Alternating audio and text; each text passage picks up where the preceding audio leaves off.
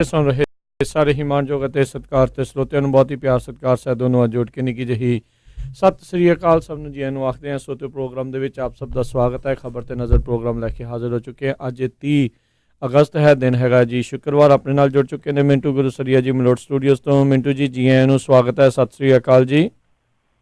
ਸ਼ੁਕਰੀਆ ਜੀ ਸਾਰਿਆਂ ਨੂੰ, ਸਤਿ ਸ਼੍ਰੀ ਅਕਾਲ ਜੀ। ਸਾਡੇ ਅੱਜ ਦੇ ਪ੍ਰੋਗਰਾਮ ਖਬਰ ਤੇ ਨਜ਼ਰ ਨੂੰ ਸਪਾਂਸਰ ਕਰਦੇ ਨੇ ਖਾਲਸਾ ਇੰਸ਼ੋਰੈਂਸ ਏਜੰਸੀ ਵਾਲੇ, ਜਿਨ੍ਹਾਂ ਦੇ ਕੋਲੋਂ ਤੁਸੀਂ ਹਰ ਇੱਕ ਤਰੀਕੇ ਦੀ ਇੰਸ਼ੋਰੈਂਸ ਕਰਵਾ ਸਕਦੇ ਹੋ। ਇੰਸ਼ੋਰੈਂਸ ਬਾਰੇ ਪਤਾ ਕਰਨ ਲਈ ਕਾਲ ਕਰ ਸਕਦੇ ਹੋ ਨੰਬਰ 408 272 2500 4082722500। ਇਸ ਦੇ ਨਾਲ ਕ੍ਰਿਸ਼ਨ ਧਨੋਤਾ, ਯੂਨੀਵਰਸਿਟੀ, ਤਾਰਾ ਸਿੰਘ ਮਰਾਹਰ, ਕਲੋਵਿਸ, ਗੁਰਪਾਲ ਸਿੰਘ ਸੰਧੂ, ਐਂਟੀਲੋਪ, ਜੀ ਐਂਡ ਟਾਇਰ ਐਂਡ ਲੂਬ ਵਾਲੇ, ਜਿਨ੍ਹਾਂ ਦੇ ਕੋਲੋਂ ਤੁਸੀਂ truck wash, oil change, air brake ਦਾ ਕੰਮ ਕਰਵਾ ਸਕਦੇ ਹੋ। ਨਵੇਂ ਪੁਰਾਣੇ ਟਾਇਰ ਵਾਜਿਬ ਕੀਮਤਾਂ ਤੇ ਖਰੀਦ ਸਕਦੇ ਹੋ।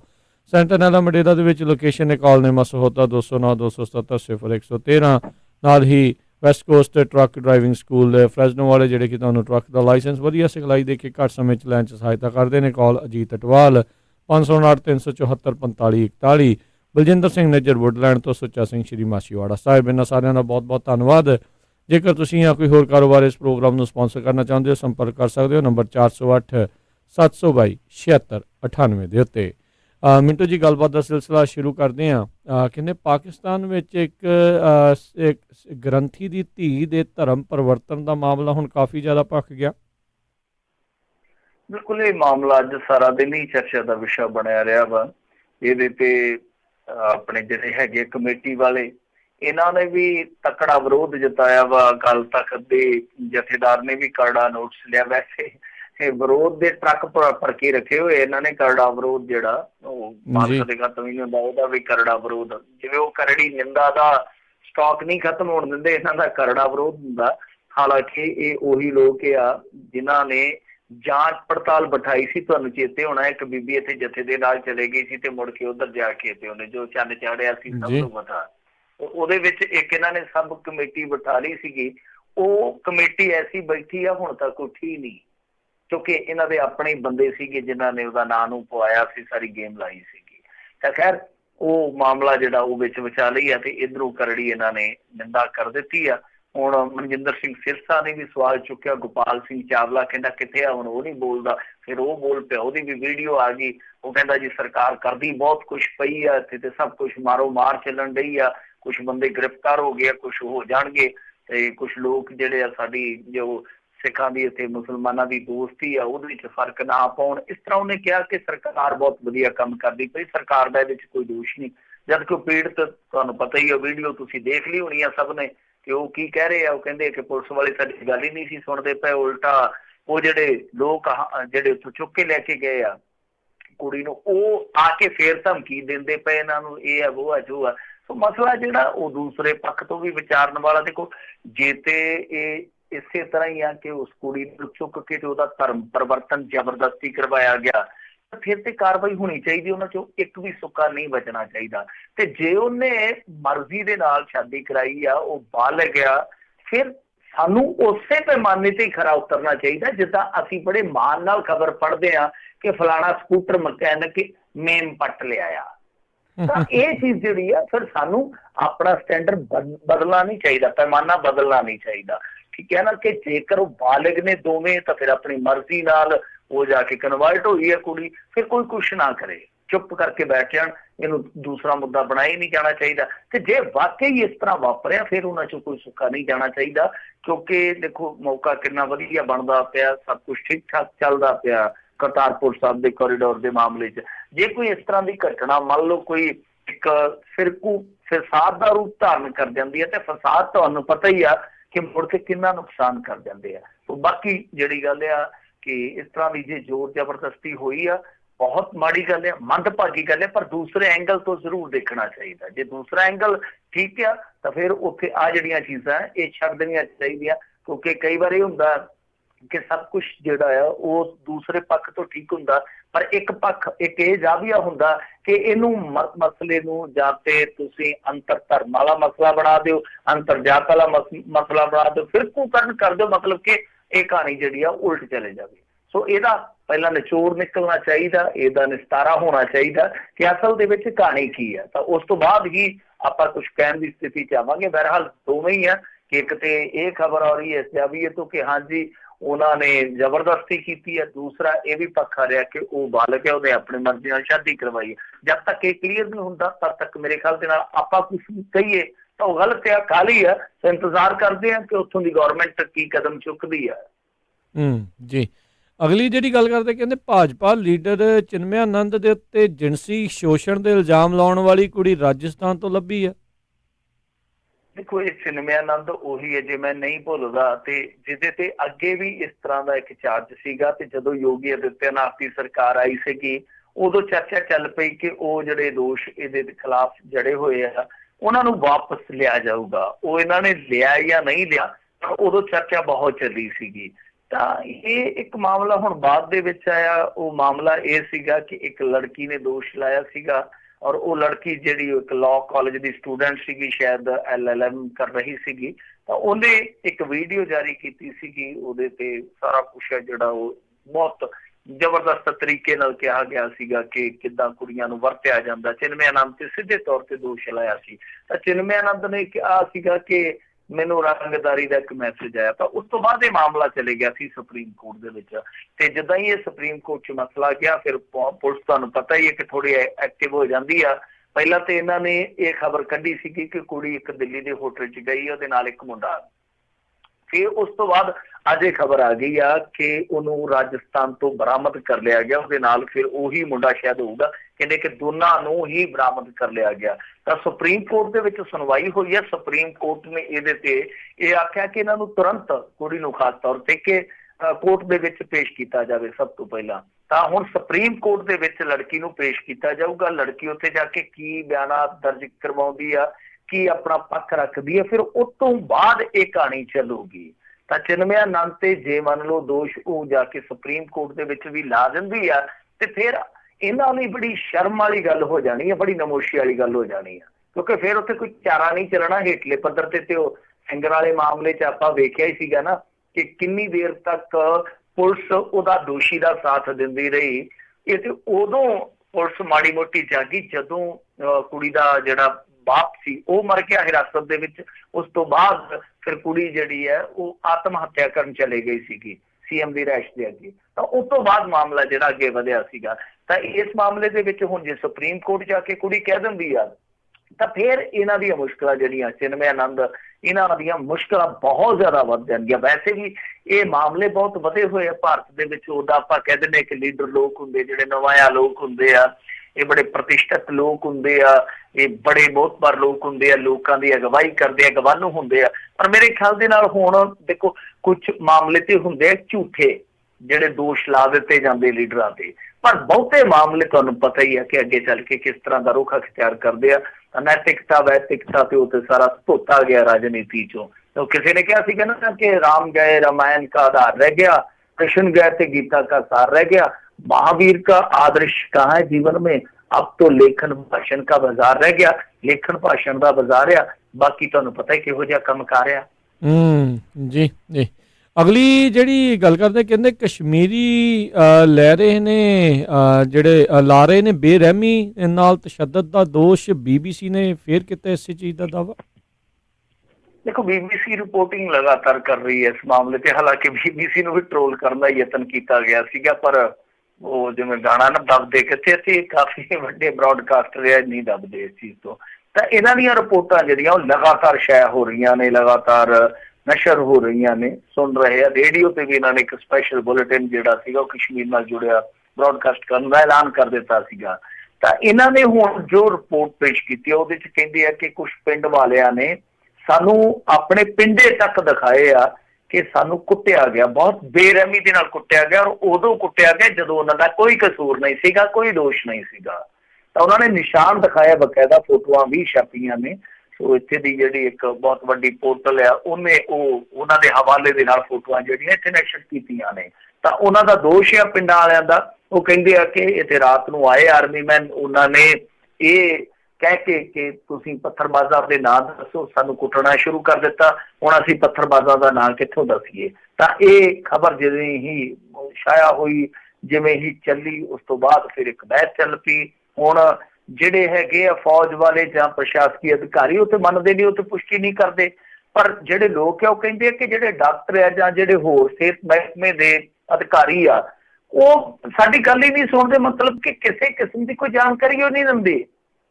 ਇਹ ਗੱਲ ਪੱਤਰਕਾਰ ਵੀ ਕਹਿੰਦੇ ਪਏ ਆ ਕਿ ਕੋਈ ਜਾਣਕਾਰੀ ਨਹੀਂ ਆਉਂਦੀ। ਹਾਲਾਂਕਿ ਇੱਕ ਪੋਰਟਲ ਨੇ ਤੇ ਇਹ ਵੀ ਦਾਅਵਾ ਕਰ ਦਿੱਤਾ ਸੀ, ਕਾਫੀ ਪ੍ਰਤਿਸ਼ਠਿਤ ਪੋਰਟਲ ਆ ਉਹਨੇ ਕਿਹਾ ਸੀਗਾ ਕਿ 3 ਮੌਤਾਂ ਹੋਈਆਂ ਨੇ ਜਦੋਂ ਮਤਲਬ ਕਿ 370 ਨੂੰ ਇਹਨਾਂ ਨੇ ਖਤਮ ਕੀਤਾ ਇੱਕ ਤਰ੍ਹਾਂ ਨਾਲ। ਫਿਰ ਉਸ ਤੋਂ ਬਾਅਦ 5 ਨੂੰ ਇੱਕ ਮਿੰਟ ਦੇ ਵਿੱਚ ਇੱਕ ਇਸ ਤੋਂ ਪਹਿਲਾਂ ਯਾਨੀ 10 ਤਰੀਕ ਦੇ ਕਰੀਬ, ਇਹ ਅਗਸਤ ਦੀ ਗੱਲ ਹੈ ਜਿਹੜੀ ਆ ਮਹੀਨਾ ਚੱਲਦਾ ਪਿਆ, ਤਾਂ ਇਹ 3 ਮੌਤਾਂ ਵੀ ਹੋਈਆਂ, ਉਹਨਾਂ ਦੇ ਵੀ ਡੈਥ ਸਰਟੀਫਿਕੇਟ ਨਹੀਂ ਦਿੱਤੇ ਗਏ। ਇਹ ਦੋਸ਼ ਲੱਗਦੇ ਆ।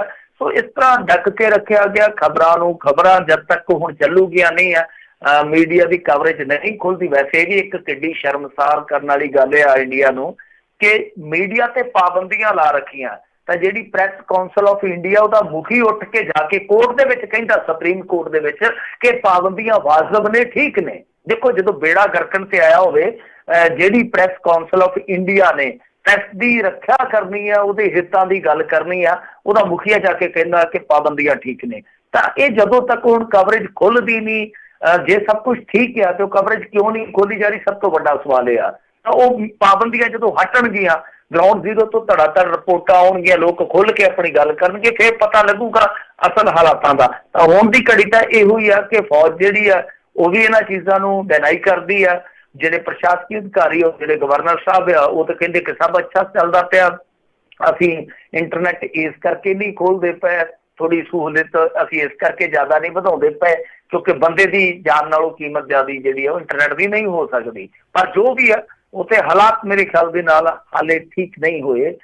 ਡਰਦੇ ਆ ਕਿ ਉਹ ਚੀਜ਼ਾਂ ਬਾਹਰ ਨਾ ਆਉਣ। ਤਾਂ ਇਹ ਇੱਕ ਤਰ੍ਹਾਂ ਨਾਲ ਕਹਿ ਲਈਏ ਕਿ ਸ਼ਟਡਾਊਨ ਹੈ। ਅੱਗੇ ਵੀ ਆਪਾਂ ਗੱਲ ਕੀਤੀ ਸੀਗੀ ਕਿ UN ਤੱਕ ਵੀ ਉਹ ਮਸਲਾ ਉੱਠਿਆ ਹੋਇਆ ਹੈ ਕਿ ਉਹ ਜਿਹੜਾ ਸ਼ਟਡਾਊਨ ਤੁਸੀਂ ਕਸ਼ਮੀਰ ਤੇ ਲਾਗੂ ਕੀਤਾ ਉਹ ਭਾਈ ਚੱਕੋ। ਪਰ ਜਿਵੇਂ ਹੀ ਇਹਨਾਂ ਨੇ ਹੁਣ ਥੋੜੀ ਜਿਹੀ ਢਿੱਲ ਦੇ ਕੇ ਵੇਖਿਆ ਉੱਥੇ ਕਿ ਕਿੱਦਾਂ ਦਾ ਮਾਹੌਲ ਬਣਦਾ, ਤਾਂ ਉੱਥੇ ਮਾਹੌਲ ਜਿਹੜਾ ਉਸਰਦਾ ਪਿਆ ਉਹ ਮਾਹੌਲ ਗੁੱਸੇ ਵਾਲਾ ਹੀ ਆ। ਕਿਉਂਕਿ ਕੁਛ ਅੱਤਵਾਦੀ ਗਤੀਵਿਧੀਆਂ ਵੀ ਹੋ ਗਈਆਂ, ਕੁਛ ਪੱਥਰਬਾਜ਼ੀ ਦੀਆਂ ਘਟਨਾਵਾਂ ਵੀ ਹੋ ਗਈਆਂ। ਪੱਥਰਬਾਜ਼ੀ ਦੇ ਵਿੱਚ ਤੇ ਇੱਕ ਨਿਰਦੋਸ਼ ਡਰਾਈਵਰ ਵੀ ਮਾਰ ਦਿੱਤਾ ਉੱਥੋਂ ਦੀ ਪਬਲਿਕ ਨੇ, ਉਹ ਵੀ ਗਲਤ ਕੀਤਾ ਉਹਨਾਂ ਨੇ। ਕਹਿਣ ਦਾ ਮਤਲਬ ਹੈ ਕਿ ਬਹੁਤ ਹੀ ਸਥਿਤੀ ਜਿਹੜੀ ਉਹ ਗੁੰਝਲਦਾਰ ਹਾਲੇ ਵੀ ਬਣੀ ਹੋਈ ਆ।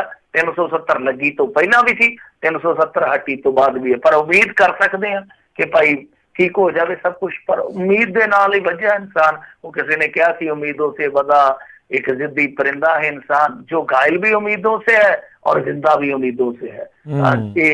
ਉਮੀਦਾਂ ਨਾਲ ਹੀ ਜ਼ਖਮੀ ਹੋਏ ਲੋਕ ਆ, ਉਮੀਦਾਂ ਦੇ ਨਾਲ ਹੀ ਜਿਉਂਦੇ ਹੋਏ ਲੋਕ ਆ ਕਿ ਸ਼ਾਇਦ ਸਭ ਕੁਝ ਠੀਕ ਹੋ ਜਾਊਗਾ। ਅਸੀਂ ਵੀ ਉਮੀਦ ਰੱਖ ਬੈਠੇ ਹਾਂ। ਜੀ ਜੀ। ਅਗਲੀ ਮਿੰਟੂ ਜੀ ਗੱਲ ਕਰਦੇ, ਕਹਿੰਦੇ ਬਾਜਵਾ ਨੇ CBI ਦੀ ਕਲੋਜ਼ਰ ਰਿਪੋਰਟ ਦੇ ਉੱਤੇ ਕੈਪਟਨ ਨੂੰ ਘੇਰਿਆ, ਨੰਦਾ ਨੂੰ ਕਹਿੰਦੇ ਕਰਨੀ ਪੈ ਗਈ ਪ੍ਰੈਸ ਕਾਨਫਰੰਸ। ਹਾਂਜੀ, ਨੰਦਾ ਇਹਨਾਂ ਦਾ AG ਆ, ਯਾਨੀ ਐਡਵੋਕੇਟ ਜਨਰਲ ਆ, ਉਹਨਾਂ ਨੂੰ ਪ੍ਰੈਸ ਕਾਨਫਰੰਸ ਕਰਨੀ ਪੈ ਗਈ। ਔਰ ਇਸ ਕਰਕੇ ਕਰਨੀ ਪੈ ਗਈ ਕਿਉਂਕਿ ਇਹਨਾਂ ਦੇ ਆਪਣੇ ਬੰਦੇ ਇਹਨਾਂ ਦੇ ਮਗਰ ਪੈ ਗਏ। ਤੇ ਅੱਜ ਮੈਂ ਹੁਣੇ ਆ ਟੈਲੀਵਿਜ਼ਨ ਡਿਬੇਟ ਵੇਖ ਕੇ ਹਟਿਆ ਇੱਕ ਨਿੱਜੀ ਚੈਨਲ ਦਾ, ਉਹਦੇ ਵਿੱਚ ਕਾਂਗਰਸ ਪਾਰਟੀ ਦੇ ਬੁਲਾਰੇ ਨੇ ਜਿਹੜੇ ਕਿ ਖੁਦ ਕਾਨੂੰਨ ਦੇ ਮਾਮਲਿਆਂ ਦੇ ਮਾਹਰ ਨੇ, ਉਹਨਾਂ ਨੇ ਇਹ ਗੱਲ ਕਹੀ ਆ ਕਿ ਇਹਨਾਂ ਨੇ ਸਾਡਾ ਬੇੜਾ ਗਰਕ ਕਰ ਦਿੱਤਾ ਅਫਸਰਾਂ ਨੇ। ਉੱਥੋਂ ਤੱਕ ਕਿ ਉਹਨਾਂ ਨੇ AG ਤੇ ਵੀ ਦੋਸ਼ ਲਾਇਆ ਕਿ AG ਨੇ ਵੀ ਸਾਡੀ ਸਰਕਾਰ ਨੂੰ ਬਹੁਤ ਕੁਰਾਏ ਪਾਇਆ ਤੇ ਸਾਡੀ ਅੱਜ ਸਥਿਤੀ ਹਾਸੋਹੀਣੀ ਹੈ ਲੋਕਾਂ ਦੇ ਵਿੱਚ। ਇਹ ਖੁਦ ਕਾਂਗਰਸ ਦੇ ਇੱਕ ਆਫੀਸ਼ੀਅਲ ਬੁਲਾਰੇ ਨੇ ਕਿਹਾ ਡਿਬੇਟ ਦੇ ਵਿੱਚ ਕਿ ਸਾਡੀ ਸਰਕਾਰ ਦੀ ਸਥਿਤੀ ਇਸ ਟਾਈਮ ਹਾਸੋਹੀਣੀ ਆ। ਅਸੀਂ ਕੈਪਟਨ ਅਮਰਿੰਦਰ ਸਿੰਘ ਨੂੰ ਬੇਨਤੀ ਕਰਦੇ ਹਾਂ ਕਿ ਜਿਹੜੇ ਅਫਸਰ ਜਿਹੜੇ ਕਿ ਚਾਲਾਂ ਚੱਲਦੇ ਪਿਆ ਇਹਨਾਂ ਨਾਲ ਥੋੜਾ ਜਿਹਾ ਕਰੜੇ ਹੱਥੀ ਸਿੰਝੋ, ਨਹੀਂ ਤਾਂ ਆਪਾਂ ਨੂੰ ਲੈ ਗਏ। ਸੋ ਇਸ ਕਿ ਜੇ ਨਾ ਸਿੱਝਿਆ ਗਿਆ ਇਹਨਾਂ ਦੇ ਨਾਲ ਤਾਂ ਸਥਿਤੀ ਸਾਡੀ ਹੋਰ ਵੀ ਖਰਾਬ ਹੋ ਜਾਊਗੀ। ਤਾਂ ਤੁਸੀਂ ਆਪ ਹੀ ਅੰਦਾਜ਼ਾ ਲਾ ਲਓ ਕਿ ਪ੍ਰਤਾਪ ਸਿੰਘ ਬਾਜਵੇ ਤੋਂ ਲੈ ਕੇ ਇੱਕ ਆਫੀਸ਼ੀਅਲ ਬੁਲਾਰੇ ਤੱਕ ਇਹ ਗੱਲਾਂ ਕਹਿੰਦੀਆਂ। ਦਾ ਮਤਲਬ ਹੈ ਕਿ ਸਥਿਤੀ ਤੇ ਵਾਕਈ ਕਸੌਟੀ ਹੋ ਗਈ ਆ ਤੇ ਕਸੌਟੀ ਇਹਨਾਂ ਨੇ ਆਪ ਹੀ ਕੀਤੀ ਹੈ। ਹੁਣ ਦੇਖੋ ਕੈਪਟਨ ਅਮਰਿੰਦਰ ਸਿੰਘ ਨੇ ਜਿੱਦਣ ਕਲੋਜ਼ਰ ਰਿਪੋਰਟ ਦਾਖਲ ਕੀਤੀ, ਇਹਨਾਂ ਨੇ ਕਲੋਜ਼ਰ ਰਿਪੋਰਟ ਦੀ ਮੁਖਾਲਫਤ ਕੀਤੀ ਸੀਗੀ। ਬਾਅਦ ਦੇ ਵਿੱਚ ਇਹਨਾਂ ਦਾ ਆਪਣਾ ਹੀ DGP ਹੈ ਜਿਹੜਾ ਉਹ ਪੱਤਰ ਲਿਖ ਦਿੰਦਾ ਕਿ ਜਾਂਚ ਪੜਤਾਲ ਜਾਰੀ ਰੱਖੋ। ਹੁਣ ਜਦੋਂ ਉਹਨਾਂ ਨੇ ਕਲੋਜ਼ਰ ਰਿਪੋਰਟ ਆਪਣੀ ਸਟੇ ਕਰਕੇ ਆਖਿਆ ਕਿ ਅਸੀਂ ਜਾਂਚ ਪੜਤਾਲ ਕਰਨ ਨੂੰ ਤਿਆਰ ਹੈ CBI ਵਾਲੇ, ਹੁਣ ਫੇਰ ਕਹਿੰਦੇ ਆ ਕਿ ਨਹੀਂ CBI ਹੈ ਜਿਹੜੀ ਉਹ ਕੇਸ ਖਰਾਬ ਕਰਦੀ ਪਈ ਹੈ। ਤਾਂ ਦੱਸੋ ਸਟੈਂਡ ਕਿੱਥੇ ਕਰਦੇ ਪਿਆ। ਤਾਂ ਪ੍ਰਤਾਪ ਸਿੰਘ ਬਾਜਵਾ ਨੇ ਕਾਫੀ ਗੱਲਾਂ ਕਹੀਆਂ, ਉਸ ਤੋਂ ਬਾਅਦ ਐਡਵੋਕੇਟ ਜਨਰਲ ਸਾਹਮਣੇ ਆਇਆ।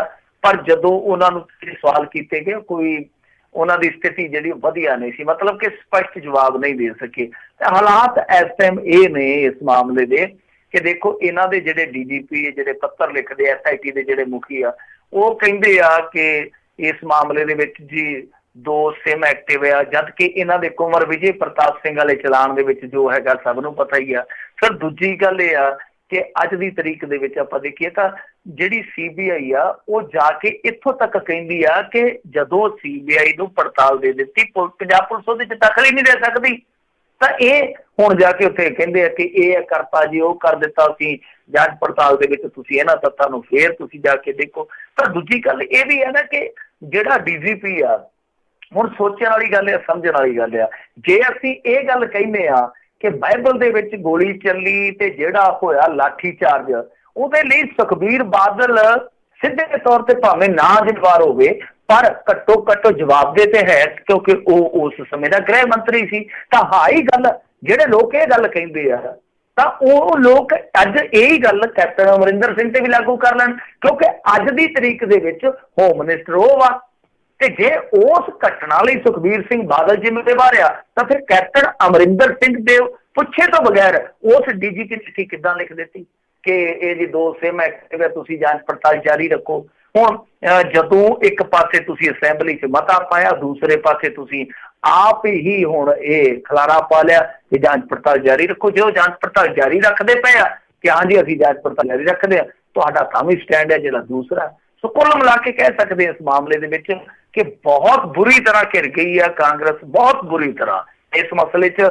ਹੁਣ ਸੁਣਨ ਦੇ ਵਿੱਚ ਤੇ ਵੀ ਆਇਆ ਕਿ ਇਹਨਾਂ ਦੇ ਆਪਣੇ ਜਿਹੜੇ ਵਿਧਾਇਕ ਆ ਉਹ ਵੀ ਕਾਫੀ ਗੁੱਸੇ ਦੇ ਵਿੱਚ ਆ, ਔਰ ਉਹ ਮੰਤਰੀ ਜਿਹੜੇ ਆ ਉਹ ਬੜਾ ਕਸੂਤਾ ਫਸੇ ਪਏ, ਜਿਹੜੇ ਉਹ ਤੁਹਾਨੂੰ ਪਤਾ ਹੀ ਆ ਸਦਨ 'ਚ ਖੜ ਕੇ ਕਹਿੰਦੇ ਸੀ, ਅਸੈਂਬਲੀ 'ਚ ਖੜ ਕੇ ਕੋਈ ਕਹਿੰਦਾ ਸੀ ਮੈਂ ਅਸਤੀਫਾ ਦੇ ਦੂੰ, ਕੋਈ ਕਹਿੰਦਾ ਮੈਂ ਸਿਰ ਦੇ ਦੂੰ ਆਪਦਾ, ਪਤਾ ਨਹੀਂ ਕਿਆ ਕਿਆ ਉਧਰ ਨੇ ਬੋਲੀ ਗਏ ਜਜ਼ਬਾਤੀ ਹੋ ਕੇ। ਉਹਨਾਂ ਨੂੰ ਹੁਣ ਸ਼ਬਦ ਨਹੀਂ ਲੱਭਣ ਡਿਆ, ਸ਼ਬਦ ਛੱਡੋ, ਉਹਨਾਂ ਨੂੰ ਕੋਈ ਛੱਪੜ ਨਹੀਂ ਲੱਭਣ ਡਿਆ ਜਿਹਦੇ ਵਿੱਚ ਉਹ ਜਾ ਕੇ ਸਿਰ ਲੁਕਾ ਲੈਣਾ ਕਿ ਜਵਾਬ ਅਸੀਂ ਹੁਣ ਲੋਕਾਂ ਨੂੰ ਕੀ ਦਈਏ। ਤਾਂ ਬਹੁਤ ਕਸੂਤੇ ਘਿਰ ਗਏ ਆ।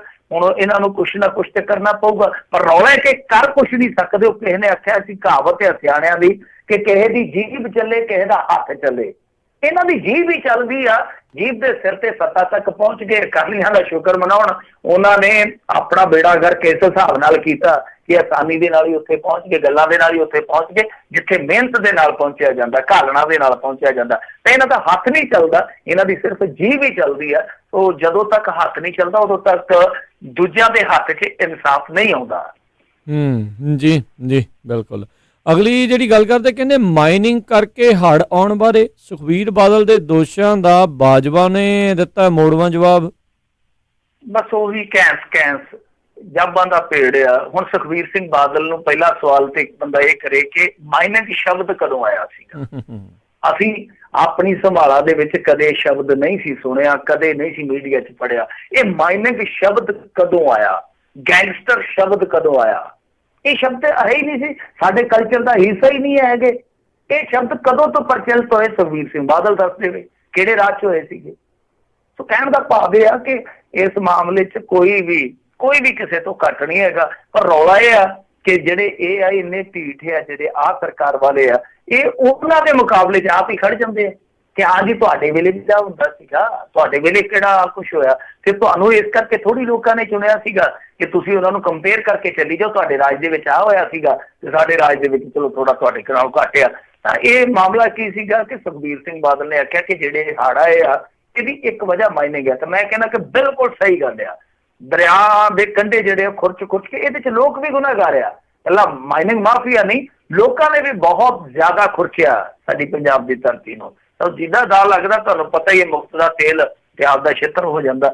ਤਾਂ ਤ੍ਰਿਪਤਰਜਿੰਦਰ ਸਿੰਘ ਬਾਜਵਾ ਨੇ ਤਾਂ ਬਿਆਨ ਦਿੱਤਾ, ਉਹ ਇੱਕ ਜਵਾਬ ਦਿੱਤਾ, ਰੱਦੇ ਅਮਲ ਦਿੱਤਾ। ਕਹਿੰਦੇ ਆ ਕਿ ਦੇਖੋ ਜੀ ਸੁਖਬੀਰ ਮਾਈਨਿੰਗ ਦਾ ਐਕਸਪਰਟ ਹੋਇਆ ਤੇ ਉਹਨਾਂ ਨੂੰ ਇਸ ਬਾਰੇ ਜ਼ਿਆਦਾ ਪਤਾ ਹੋਣਾ। ਸੋ ਮੋੜਵਾਂ ਜਵਾਬ ਉਹਦਾ। ਪਰ ਮੇਰੇ ਖਿਆਲ ਦੇ ਨਾਲ ਇਹ ਕੋਈ ਹੱਲ ਨਹੀਂ ਹੈ, ਇਹ ਕੋਈ ਸਫਾਈ ਨਹੀਂ ਹੈ, ਕੋਈ ਜਵਾਬ ਨਹੀਂ ਹੈ ਜਨਤਾ ਨੂੰ ਕਿ ਸੁਖਬੀਰ ਸਿੰਘ ਬਾਦਲ ਐਕਸਪਰਟ ਹੈ ਜਾਂ ਉਹਨਾਂ ਦੇ ਰਾਜ ਦੇ ਵਿੱਚ ਆ ਕੁਛ ਹੋਇਆ। ਆ ਥੋੜੇ ਦਿਨ ਪਹਿਲਾਂ 3-4 ਦਿਨ ਪਹਿਲਾਂ ਦੀ ਗੱਲ ਆ ਕਿ ਦੱਸਦੇ ਆ ਕਿ ਰੋਪੜ ਦੇ ਵਿੱਚ 1-2 ਸਿਵਿਲੀਅਨ ਬੰਦਿਆਂ ਨੇ ਨਾਕਾ ਲਾਇਆ ਹੋਇਆ ਸੀਗਾ ਤੇ ਉਹ ਪਤਾ ਨਹੀਂ 15 ਰੁਪਏ ਕਿਊਬਿਕ ਫੀਟ ਦੇ ਲਈ ਜਾਂਦੇ ਸੀਗੇ। ਹਰੇਕ ਬੰਦੇ ਤੋਂ ਜੋ ਵੀ ਉੱਥੋਂ ਰੇਤਾ ਲੈ ਕੇ ਨਿਕਲਦਾ ਸੀ। ਮਤਲਬ ਕਿ ਕੱਲੀ ਨਜਾਇਜ਼ ਰੇਤ ਦੀ ਨਿਕਾਸੀ ਨਹੀਂ ਹੁੰਦੀ, ਜਾ ਕੇ ਗੁੰਡਾ ਟੈਕਸ ਵਸੂਲਿਆ ਜਾਂਦਾ। ਤੁਸੀਂ ਇਹ ਆਪ ਅੰਦਾਜ਼ਾ ਲਾ ਲਓ, ਇਹਨਾਂ ਦੇ ਰਾਜ ਦੇ ਵਿੱਚ ਮਾਈਨਿੰਗ ਦੀ ਗੱਲ ਕਰਦੇ ਆ, ਪਟਿਆਲੇ ਦੇ ਵਿੱਚ ਹੀ ਮਾਈਨਿੰਗ ਅਧਿਕਾਰੀ ਦਾ ਸਿਰ ਪਾੜ ਦਿੱਤਾ ਮਾਫੀਆ ਵਾਲਿਆਂ ਨੇ। ਇੱਕ ਹੋਰ ਬੀਬੀ ਸੀਗੀ, ਉਹਨੂੰ ਮੁਹਾਲੀ ਦੇ ਵਿੱਚ ਰਾਤ ਨੂੰ ਪੈ ਨਿਕਲੇ। ਕਿੰਨੀਆਂ ਘਟਨਾਵਾਂ ਹੋਈਆਂ ਇੱਥੇ, ਪੱਤਰਕਾਰਾਂ ਦੇ ਮਗਰ ਲੱਗ ਗਏ ਸੀਗੇ ਤੇ ਉਹ ਮਸਾਂ ਬਚੇ। ਇੱਕ ਥਾਂ ਤੇ ਤਾਂ ਪੱਤਰਕਾਰਾਂ ਦੇ ਕੈਮਰੇ ਕੁਮਰੇ ਇਹਨਾਂ ਨੇ ਤੋੜ ਹੀ ਦਿੱਤੇ ਸੀਗੇ। ਸੋ ਕਹਿਣ ਦਾ ਮਤਲਬ ਹੈ ਕਿ ਮਾਈਨਿੰਗ ਹੈ, ਇਲੀਗਲ ਮਾਈਨਿੰਗ ਚੱਲਦੀ ਪਈ ਆ, ਉਹਨੂੰ ਰੋਕਣਾ ਕਿਸ ਤਰ੍ਹਾਂ, ਉਹਦੀ ਗੱਲ ਕਰੋ। ਤੁਸੀਂ ਕਿਉਂ ਨਹੀਂ ਰੋਕ ਸਕੇ, ਉਹਦਾ ਜਵਾਬ ਦਿਓ। ਸੁਖਬੀਰ ਬਾਦਲ ਐਕਸਪਰਟ ਆ, ਫਲਾਣਾ ਐਕਸਪਰਟ ਆ, ਤੁਸੀਂ ਕੋਈ ਘੱਟ ਨਹੀਂ ਹੈ। ਜਿਹਦਾ ਦਾ ਲੱਗਦਾ ਭਾ ਲਾਈ ਜਾ ਰਹੇ ਹੋ। ਜੀ ਜੀ ਜੀ ਬਿਲਕੁਲ। ਲੋਕਾਂ ਦਾ ਇੰਨਾ ਨੁਕਸਾਨ ਹੋ ਗਿਆ, ਇਹਨਾਂ ਨੇ ਬਸ ਆਪਸ ਦੇ ਵਿੱਚ ਇੱਦਾਂ ਦੇ ਬਿਆਨ ਦੇ ਕੇ ਬਸ ਚੱਲਦੇ ਬਣਨਾ, ਕਦੀ ਇੱਧਰ ਕਦੀ ਉੱਧਰ, ਇਹਨਾਂ ਦੀਆਂ ਵਾਰੀਆਂ ਆਪਣੀਆਂ ਲਾਈ ਜਾਣੀਆਂ। ਅਗਲੀ ਜਿਹੜੀ ਆ ਮਿੰਟੂ ਜੀ ਗੱਲ ਕਰਦੇ, ਕਹਿੰਦੇ ਕਾਲਜ ਵਿੱਚ ਬਾਹੂਬਲੀ ਬਣੇ ਪ੍ਰੋਫੈਸਰ ਲਹੂ ਲੁਹਾਨ ਹੋ ਗਏ, ਜਿਹੜੇ ਆ ਨਹੀਂ ਛੱਡੀ ਲੜਾਈ। ਬਸ ਇਹਨਾਂ ਨੇ ਫਿਰ ਫਿਲਮ ਹੀ ਦੇਖ ਲਈ ਕਿਤੇ ਆ ਬਾਹੂਬਲੀ ਵਾਲੇ, ਬਾਹੂਬਲੀ ਕਟੱਪਾ ਉਹ ਬਣ ਗਏ ਆਪਸ ਦੇ ਵਿੱਚ। ਮੈਂ ਉਹ ਨਿਦਾ ਫਾਜ਼ਲੀ ਨੇ ਕਿਹਾ ਸੀਗਾ ਕਿ ਹਰ ਆਦਮੀ में होते हैं 10-20 आदमी जिसको भी देखना कई बार देखना। ਤਾਂ ਇਹ ਜਿਹੜੇ ਪ੍ਰੋਫੈਸਰ ਆ ਤਾਂ ਇਹਨਾਂ ਦੇ ਵਿੱਚ ਵੀ ਕਈ 10-20 ਬੰਦੇ ਹੋਣਗੇ ਤਾਂ ਜਿਹੜੇ ਵਕਤ ਤੇ ਪ੍ਰਗਟ ਹੁੰਦੇ ਰਹੇ ਹੋਣਗੇ। ਤਾਂ ਇਹ ਬਾਹੂਬਲੀ ਦੇ ਰੂਪ ਦੇ ਵਿੱਚ ਹੁਣ ਪ੍ਰਗਟ ਹੋ ਗਏ। ਰੌਲਾ ਕੀ ਹੈ, ਹੁਸ਼ਿਆਰਪੁਰ ਦੇ ਕਿਸੇ ITI ਕਾਲਜ ਦੀ ਵੀਡੀਓ ਆ, ਵੀਡੀਓ ਵੇਖ ਕੇ ਸ਼ਰਮ ਆਉਂਦੀ ਆ ਕਿ ਦੇਖ ਲਓ ਇਹ ਉਹ ਬੰਦੇ ਆ, ਇਹ ਉਹ ਸ਼ਖਸ ਨੇ ਜਿਨ੍ਹਾਂ ਨੇ ਲੋਕਾਂ ਨੂੰ ਜਾਂ ਜਿਨ੍ਹਾਂ ਨੇ ਲੋਕਾਂ ਦੀਆਂ ਔਲਾਦਾਂ ਨੂੰ ਸਿੱਖਿਆ ਦੇਣੀ ਹੁੰਦੀ ਹੈ ਕਿ ਐ ਨਹੀਂ ਐ ਕਰੋ, ਜਿਨ੍ਹਾਂ ਨੇ ਬੰਦੇ ਬਣਾਉਣ ਦਾ ਕੰਮ ਕਰਨਾ ਤੇ ਆਪ ਬੰਦੇ ਨਹੀਂ ਬਣ ਰਹੇ। ਤਾਂ ਰੌਲਾ ਕੀ ਸੀਗਾ ਕਿ 2 ਪ੍ਰੋਫੈਸਰਾਂ ਨੂੰ ਲੈ ਕੇ ਦੱਸਦੇ ਕਿ ਝਗੜਾ ਇਸ ਗੱਲ ਦਾ ਹੀ ਕਿ ਕੋਈ ਬਾਇਓਮੈਟ੍ਰਿਕ ਹਾਜ਼ਰੀ ਲਾਉਣ ਤੋਂ ਕਿਸੇ ਦਿਨ ਖੈਬਰ ਪੇ ਮਾੜਾ ਮੋਟਾ ਹੁਣ ਆਉਂਦੇ ਹੋਣਾ ਮੈਂ ਪਹਿਲਾਂ ਅੰਗੂਠਾ ਜਿਹਾ ਫਸਾਉਣਾ, ਉਹ ਕਹਿੰਦਾ ਹੋਣਾ ਪਹਿਲਾਂ ਮੈਂ ਅੰਗੂਠਾ ਜਿਹਾ ਫਸਾਉਣਾ। ਇਸ ਗੱਲ ਤੋਂ ਚਲੋ ਲੜ ਪਏ, ਝਗੜ ਪਏ, ਬੈਠ ਕੇ ਕੋਈ ਨਿਪਟਾਰਾ ਹੋ ਗਿਆ, ਛੱਡੋ ਛਡਈਆ ਹੋ ਗਿਆ। ਤੇ ਅੱਜ ਫੇਰ ਦੱਸਦੇ ਕਿ ਇਹਨਾਂ ਦਾ ਝਗੜਾ ਹੋਇਆ, ਮੁੜ ਕੇ ਫਿਰ ਰਾੜਾ ਰੂੜਾ ਤੇ ਜੋ ਕੁਛ ਹੱਥ ਆਇਆ। ITI ਦੇ ਵਿੱਚ ਤੇ ਤੁਹਾਨੂੰ ਪਤਾ ਸੰਦ ਸੱਪਾ ਵੀ ਖੁੱਲਾ ਹੀ ਹੁੰਦਾ, ਸਾਰਾ ਕੁਛ ਖੁੱਲਾ ਹੀ ਪਿਆ ਹੁੰਦਾ। ਉਹ ਜਿਹਦੇ ਹੱਥ 'ਚ ਜੋ ਕੁਛ ਆਇਆ ਤੇ ਉਹ ਉਹਨੇ ਰੱਜ ਕੇ ਚਲਾਇਆ। ਇੱਥੋਂ ਤੱਕ ਦੱਸਦੇ ਆ ਕਿ ਇਹਨਾਂ ਦੇ ਸਿਰ ਸੁਰ ਵੀ ਖੁੱਲ ਗਏ ਮਾੜੇ ਮੋਟੇ। ਤੇ ਜਿਹੜੇ ਉੱਥੇ ਸਟੂਡੈਂਟ ਖਲੋਤੇ ਸੀ ਉਹਨਾਂ ਨੇ ਵੀ ਨਹੀਂ ਛਡਾਇਆ। ਉਹਨਾਂ ਕਿਹਾ ਕਿ ਚਲੋ ਉਸਤਾਦ ਭਿੜਦੇ ਪਏ ਆ, ਹੁਣ ਆਪਣਾ ਕੀ ਫਰਜ਼ ਆ ਵਿੱਚ, ਆਪਾਂ ਕਾਹਤੋਂ ਆਈਏ, ਇਹਨਾਂ ਨੂੰ ਭੇੜ ਹੀ ਲੈਣ ਦਿਓ, ਵੇਖ ਲੈਣ ਦਿਓ ਤਮਾਸ਼ਾ। ਤੇ ਉਹਨਾਂ ਨੇ ਉਸ ਤਮਾਸ਼ੇ ਨੂੰ ਮੁੜ ਕੇ ਕੈਮਰਿਆਂ 'ਚ ਕੈਦ ਕਰ ਲਿਆ, ਉਹ ਵਾਇਰਲ ਹੋ ਗਿਆ। ਤਾਂ ਬਹੁਤ ਸ਼ਰਮਨਾਕ ਘਟਨਾ ਕਿ 2 ਸਿਆਣੇ ਬਿਆਣੇ ਪ੍ਰੋਫੈਸਰ ਹੈ ਜਿਹੜੇ ਉਹ ਏਦਾਂ ਲੜਦੇ ਪਏ ਸੀ ਜਿਵੇਂ ਸੜਕ ਤੇ ਭੂਤਰੇ ਸਾਹ ਲੜਦੇ ਆ। ਸਾਨਾ ਤੋਂ ਵੈਸੇ ਚੇਤਾ ਆ ਗਿਆ। ਤੇ ਅੱਜ ਇਸ ਮਾਮਲੇ ਦੇ ਵਿੱਚ ਵੀ ਮੇਰੇ ਖਿਆਲ ਦੇ ਨਾਲ ਇੱਕ ਦਿਲਚਸਪ ਪ੍ਰੋਗਰੈਸ ਹੋਈ ਆ। ਪਟਿਆਲੇ ਦੇ ਕਿਸੇ ਜੋੜੇ ਨੇ ਇੱਕ ਸਫ਼ਰ ਆਪਣਾ ਸ਼ੁਰੂ ਕੀਤਾ ਸੀਗਾ ਤਾਂ ਉਹ ਸਫ਼ਰ ਮੁਕਾ ਦਿੱਤਾ ਇੱਕ ਢੱਠੇ ਨੇ, ਕਿਉਂਕਿ ਜਿਹੜਾ ਪਰਿਵਾਰ ਦਾ ਮੁਖੀਆ ਸੀਗਾ ਉਹ ਮਾਰਿਆ ਗਿਆ ਉਹਦੇ ਕਰਕੇ। ਤਾਂ ਉਹਨਾਂ ਨੇ ਵੀ ਲੱਗਦਾ ਕਿ 60 ਲੱਖ ਦਾ ਮੁਆਵਜ਼ਾ ਮੰਗਿਆ ਕਿ ਗਊ ਸੈਸ ਲੈਂਦੇ ਚੋਂ ਜਾਂ ਹੁਣ ਸਾਨੂੰ ਵੀ 60 ਲੱਖ ਦਾ ਮੁਆਵਜ਼ਾ ਜਿਹੜਾ ਦਿਓ। ਤਾਂ ਕਹਿਣ ਦਾ ਮਤਲਬ ਇਹ ਹੈ ਕਿ ਜੋ ਉੱਥੇ ਹੋਇਆ ITI ਦੇ ਵਿੱਚ ਬਹੁਤ ਸ਼ਰਮਨਾਕ ਆ, ਇਹਨਾਂ ਤੇ ਕਾਰਵਾਈ ਹੋਣੀ ਚਾਹੀਦੀ ਆ।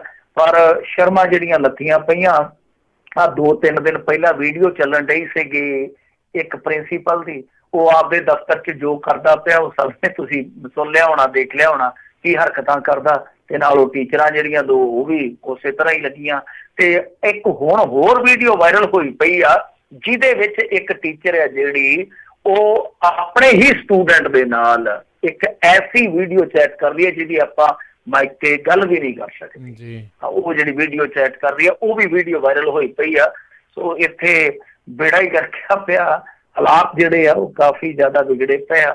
ਪਰ ਫਿਰ ਵੀ ਮੈਂ ਕਹੂੰਗਾ ਕਿ ਜਿਹੜੇ ITI ਦੇ ਵਿੱਚ ਸਟੂਡੈਂਟ ਹੋਣੇ ਇਹਨਾਂ ਨਾਲ ਤੇ ਉਹੀ ਸਿਆਣੇ ਆ, ਜੇ ਉਹ ਵੀ ਉਹੋ ਜਿਹੇ ਹੁੰਦੇ ਤੇ ਅੱਧੇ ਉੱਧਰ ਲੱਗ ਜਾਂਦੇ ਪ੍ਰੋਫੈਸਰ ਦੇ ਨਾਲ, ਅੱਧੇ ਉੱਧਰ ਲੱਗ ਜਾਂਦੇ ਤੇ ਤਮਾਸ਼ਾ ਹੋਰ ਵੱਧ ਜਾਣਾ ਸੀਗਾ। ਜੀ ਜੀ ਜੀ। ਅਗਲੀ ਜਿਹੜੀ ਮਿੰਟੂ ਜੀ ਆਪਾਂ ਗੱਲ ਕਰਦੇ, ਕਹਿੰਦੇ ਸੁਖਬੀਰ ਬਾਦਲ ਨੂੰ ਹਾਈ ਕੋਰਟ ਦੇ ਵੱਲੋਂ ਨੋਟਿਸ। ਦੇਖੋ ਸੁਖਬੀਰ ਸਿੰਘ ਬਾਦਲ ਨੂੰ ਨੋਟਿਸ ਹੋਇਆ 2019 ਦਾ ਜਿਹੜਾ ਇਹਨਾਂ ਨੇ ਹੁਣ ਇਲੈਕਸ਼ਨ ਜਿੱਤਿਆ ਵਾ ਫਿਰੋਜ਼ਪੁਰ ਤੋਂ। ਇਸ ਕਰਕੇ ਨੋਟਿਸ ਹੋਇਆ ਕਿਉਂਕਿ ਉਹਦੇ ਵਿੱਚ ਪਟੀਸ਼ਨ ਪਾਈ ਆ, ਪਟੀਸ਼ਨ ਕਰਤਾ ਹੈਗਾ ਇੱਕ ਆਜ਼ਾਦ ਉਮੀਦਵਾਰ।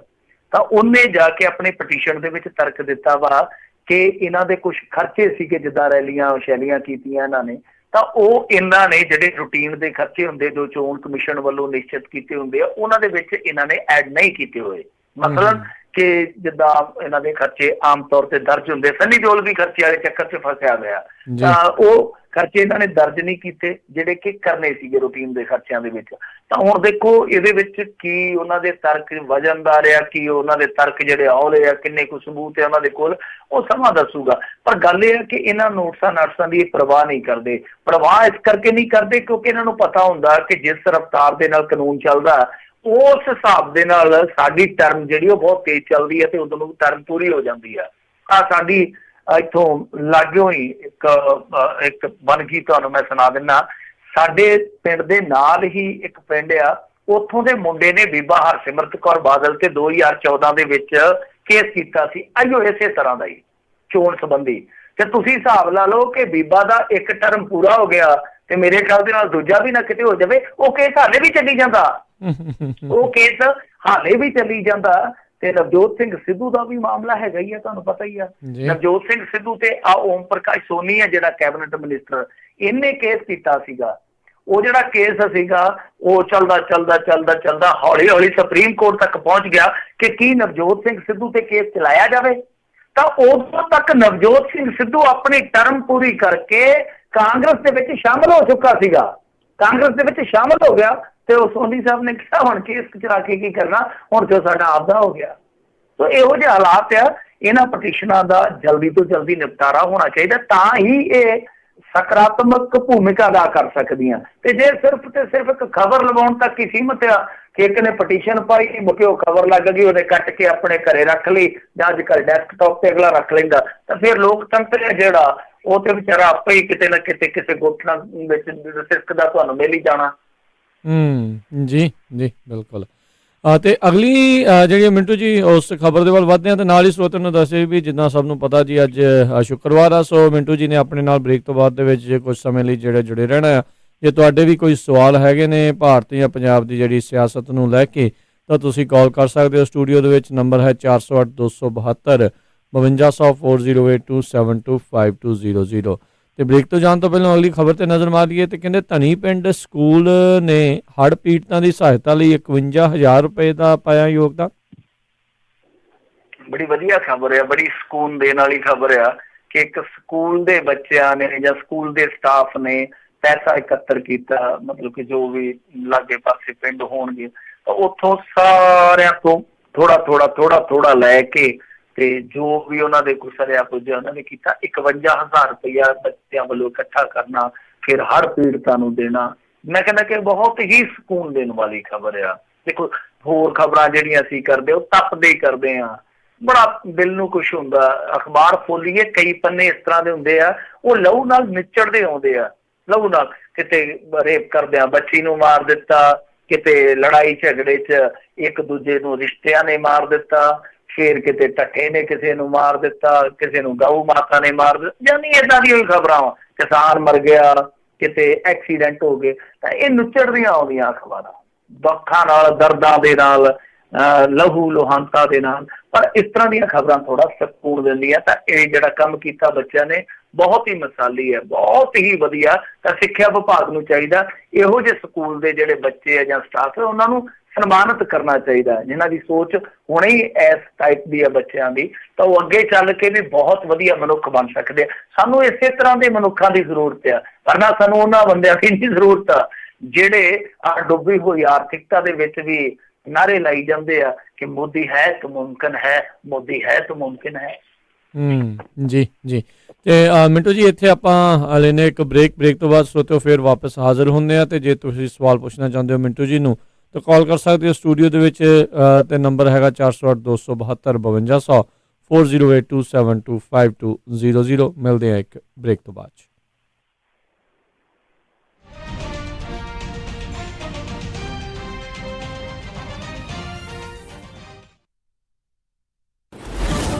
ਹਾਂ ਪਰ ਪੁੱਤ ਕਿੰਨਾ ਸ਼ਗਨ ਦੇ ਗਿਆ ਤੇਰਾ ਮਾਮਾ? ਕੁਛ ਨਹੀਂ ਦਿੱਤਾ ਮਾਮੇ ਨੇ। ਚੱਲ ਲੜ ਜਾ ਫਿਰ। ਉਹ ਮੈਨੂੰ ਨਹੀਂ ਪਤਾ, ਮੈਂ 500 ਹੀ ਲੈਣੇ ਆ। ਸੁਰਖੀ ਬਿੰਦੀ ਐਂਟਰਟੇਨਮੈਂਟ ਦਾ ਡਬਲ ਤੜਕਾ ਲਾਉਣ ਆ ਰਹੇ ਨੇ ਗੁਰਨਾਮ ਭੁੱਲਰ ਤੇ ਸਰਗੁਣ ਮਹਿਤਾ 30 ਅਗਸਤ ਨੂੰ ਤੁਹਾਡੇ ਨਜ਼ਦੀਕੀ ਸਿਨੇਮਾ ਘਰਾਂ ਵਿੱਚ।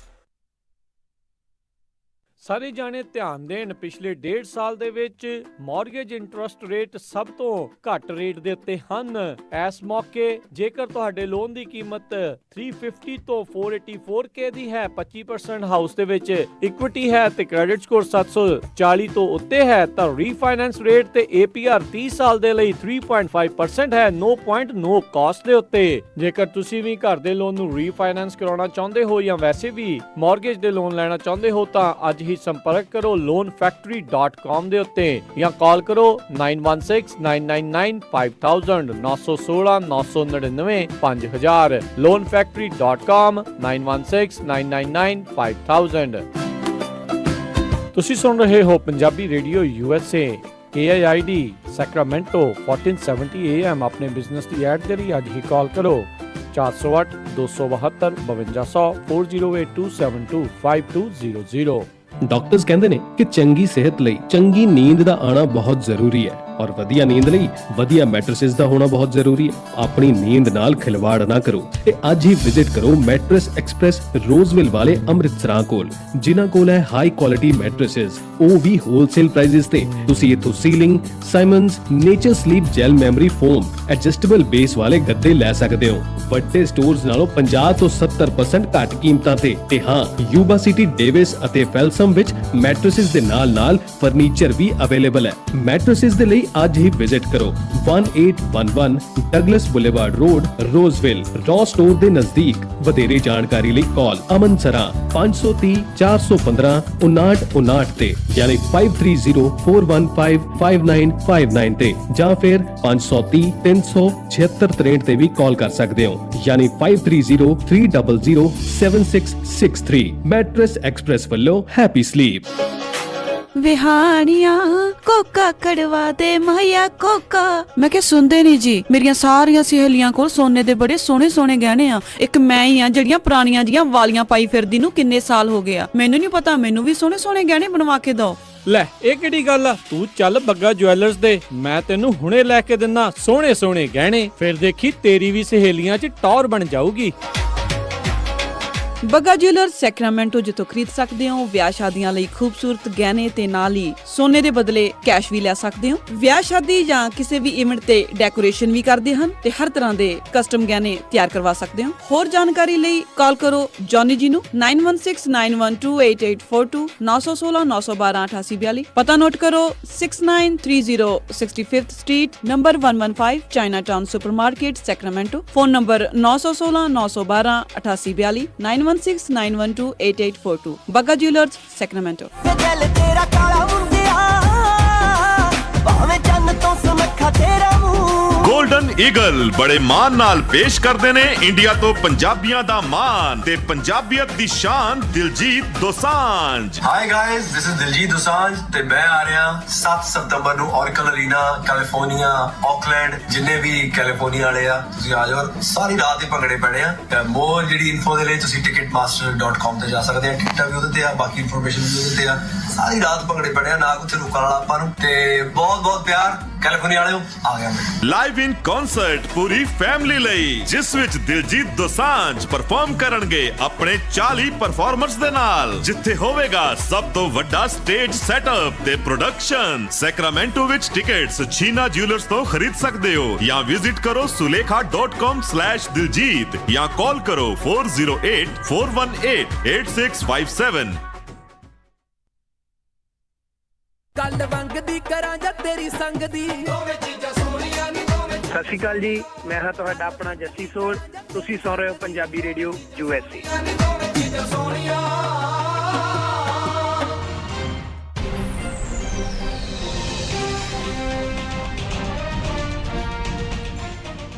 ਪੰਜਾਬੀ ਰੇਡੀਓ USA ਸੁਣ ਰਹੇ ਸਾਰੇ ਹੀ ਮਾਨਯੋਗ ਅਤੇ ਸਤਿਕਾਰਯੋਗ ਸਰੋਤਿਆਂ ਨੂੰ ਇੱਕ ਵਾਰੀ ਫੇਰ ਨਿੱਘੀ ਜੀ ਆਇਆਂ ਨੂੰ ਸਭ ਦਾ ਸਵਾਗਤ ਹੈ। ਸਰੋਤਿਓ ਪ੍ਰੋਗਰਾਮ ਚੱਲ ਰਿਹਾ ਜੀ ਖਬਰ ਤੇ ਨਜ਼ਰ। ਮਿੰਟੂ ਜੀ, ਜੀ ਆਇਆਂ ਨੂੰ ਸਵਾਗਤ ਹੈ ਜੀ ਇੱਕ ਵਾਰੀ ਫੇਰ ਜੀ। ਸ਼ੁਕਰੀਆ ਜੀ। ਤੇ ਸਰੋਤਿਓ ਜੇਕਰ ਤੁਸੀਂ ਵੀ ਕੋਈ ਸਵਾਲ ਹੁਣ ਮਿੰਟੂ ਜੀ ਨੂੰ ਪੁੱਛਣਾ ਚਾਹੁੰਦੇ ਹੋ ਤਾਂ ਕਾਲ ਕਰ ਸਕਦੇ ਹੋ ਸਟੂਡੀਓ ਦੇ ਵਿੱਚ। ਸਟੂਡੀਓ ਦੇ ਵਿੱਚ ਕਾਲ ਕਰਨ ਦੇ ਲਈ ਨੰਬਰ ਹੈ 408 272 5200 4082725200 ਦੇ ਉੱਤੇ। ਤੇ ਆਪਣੇ ਅੱਜ ਦੇ ਜਿਹੜੇ ਪਹਿਲੇ ਕਾਲਰ ਨੇ ਗੁਰਿੰਦਰ ਸਿੰਘ ਜੀ। ਸਤਿ ਸ਼੍ਰੀ ਅਕਾਲ ਜੀ। ਸਤਿ ਸ਼੍ਰੀ ਅਕਾਲ ਗੁਰਿੰਦਰ ਜੀ।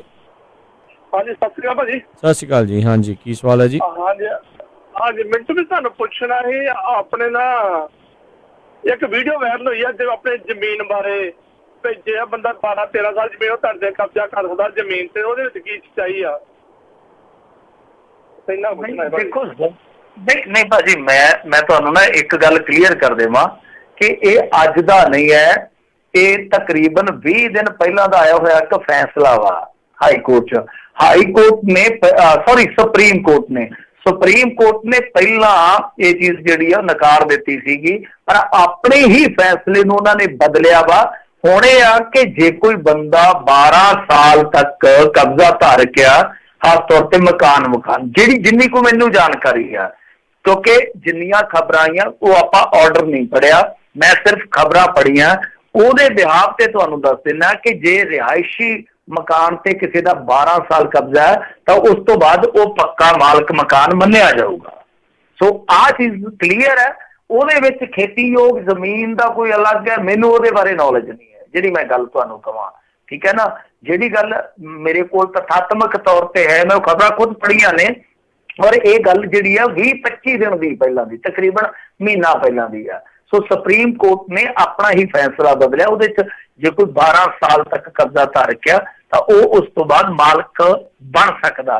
ਤਾਂ ਉਹਦੇ 'ਚ ਇਹ ਖੇਤੀਯੋਗ ਜ਼ਮੀਨ, ਵਾਹੀਯੋਗ ਜ਼ਮੀਨ ਆ, ਉਹਦਾ ਮੈਨੂੰ ਪਤਾ ਨਹੀਂ ਹੈ। ਬਾਕੀ 12 ਸਾਲ ਤੁਸੀਂ ਜ਼ਮੀਨ ਆਪਣੀ ਦੇਣੀ ਹੋ ਕਾਹਤੋਂ ਆ?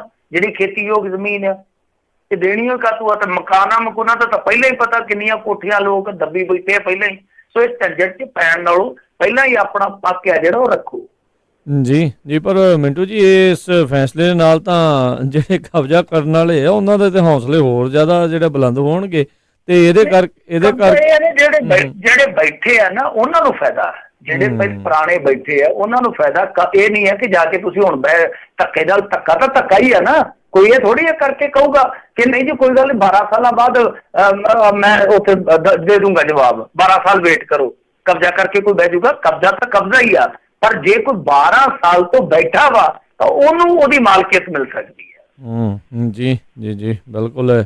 ਇਹ ਤਾਂ ਵੈਸੇ ਸੋਲੂਸ਼ਨ ਤਾਂ ਦੂਜੇ ਪਾਸੇ ਨੂੰ ਚਾਹੀਦਾ ਸੀਗਾ, ਜਿਹਦੇ ਤੇ ਕਬਜ਼ਾ ਬੈਠਾ ਵੀ ਉਹਨੂੰ ਬਾਹਰ ਕਿੱਦਾਂ ਕੱਢਣਾ ਆ, ਪਰ ਮਲਕੀਅਤ ਜਿਹੜੀ ਉਹਨਾਂ ਨੂੰ ਦੇਣ ਦੀ ਗੱਲਾਂ ਜਿਹੜੀਆਂ ਚਰਚਾ ਚੱਲ ਰਹੀ ਆ।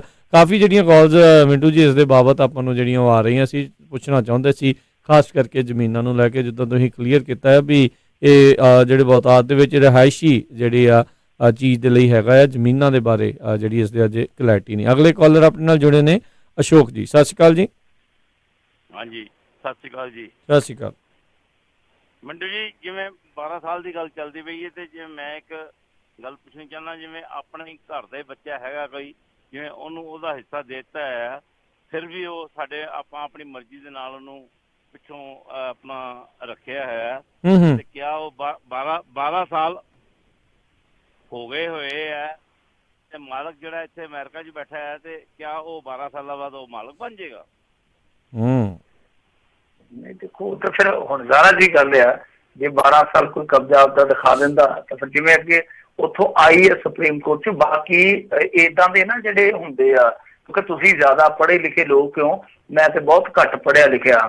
ਅੱਜ ਕੱਲ੍ਹ ਇਹ ਫੈਸਲੇ ਜਿਹੜੇ ਨਾ ਆਨਲਾਈਨ ਪਏ ਹੁੰਦੇ ਆ, ਆਨਲਾਈਨ ਪਏ ਹੁੰਦੇ, ਕੋਈ ਵੱਡੀ ਗੱਲ ਨਹੀਂ ਹੈ। ਜੇ ਤੁਸੀਂ ਥੋੜੀ ਜਿਹੀ ਖੋਜ ਕਰੋਗੇ ਤੁਹਾਨੂੰ ਪਤਾ ਲੱਗ ਜਾਣਾ ਇਸ ਚੀਜ਼ਾਂ ਦਾ। ਪਰ ਜਿੰਨੀ ਮੇਰੇ ਕੋਲ ਇਨਫੋਰਮੇਸ਼ਨ ਹੈ ਮੈਂ ਤੁਹਾਨੂੰ ਦੱਸ ਦਿੱਤੇ ਆ।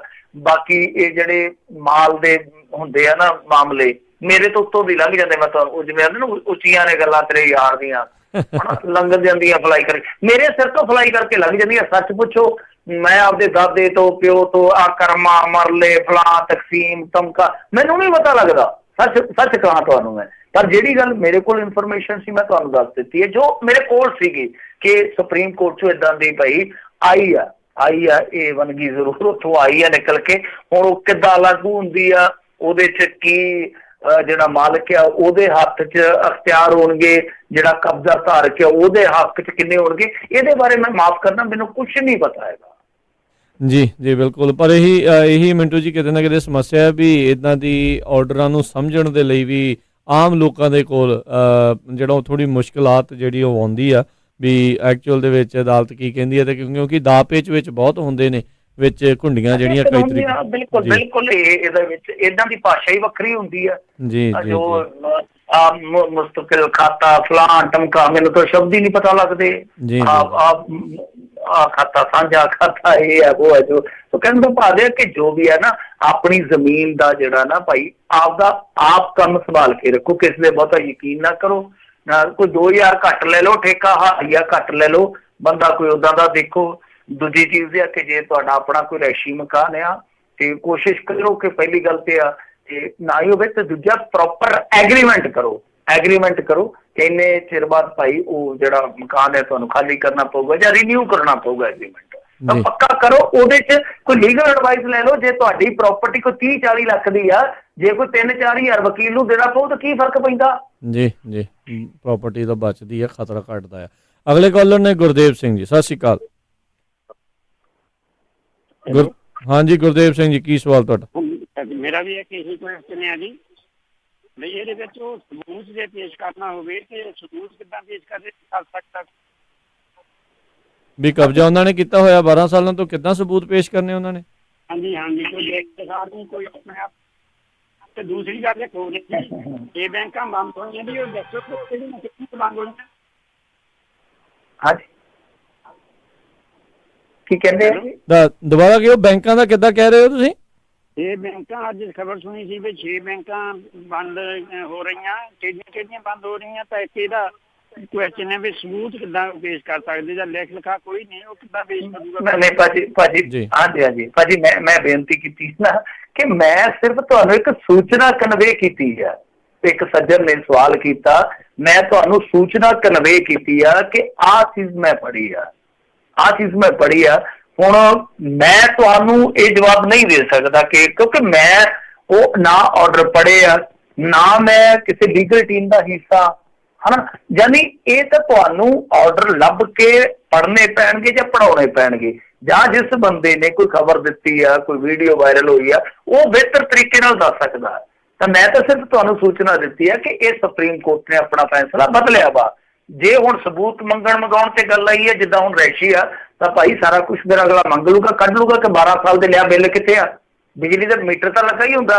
ਅੱਜ ਕੱਲ ਤੇ ਟੂਟੀਆਂ ਦਾ ਵੀ ਮੀਟਰ ਆਉਂਦਾ, ਅੱਜ ਕੱਲ ਟੂਟੀਆਂ ਦਾ ਵੀ ਮੀਟਰ ਘੁੰਮਦਾ ਪੰਜਾਬ ਦੇ ਵਿੱਚ। ਇਹ ਕਿੰਨੇ ਪ੍ਰਾਪਰਟੀ ਟੈਕਸ ਜਾਂਦਾ, ਤਾਂ ਕਿੰਨੇ ਹੁੰਦੇ ਮਿਊਨਿਸਪਲ ਫਲਾਟ ਟਮਕਾ। ਜੇ ਸਬੂਤ ਲੈਣ ਤੇ ਆਈਏ ਸ਼ਹਿਰ ਦਾ, ਤੇ ਜਿੰਨੇ ਮਰਜ਼ੀ ਸਬੂਤ ਕਰ ਲਓ। ਤੇ ਪਿੰਡਾਂ ਦੇ ਵਿੱਚ ਰੈਸ਼ੀ ਮਕਾਨਾਂ ਦਾ ਤੁਹਾਨੂੰ ਪਤਾ ਇੰਨਾ ਬਹੁਤਾ ਰੌਲਾ ਨਹੀਂ ਹੁੰਦਾ।